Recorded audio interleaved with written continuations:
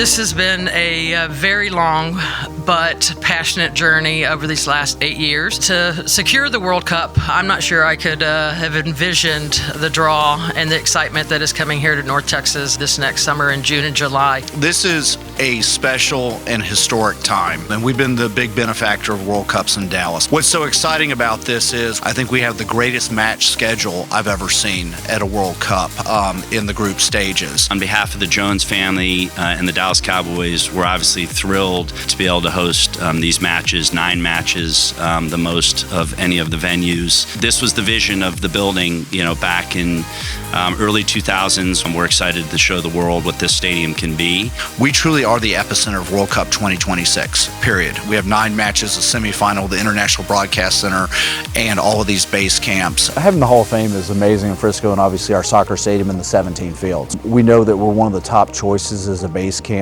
We had a number of the top national teams in already. It's going to take a village, but very excited for what is to come. This is a once-in-a-generation opportunity for us to leave a true lasting legacy, not only for the sport of soccer, but for our region. There's a much bigger legacy to show the world that this is truly a global city.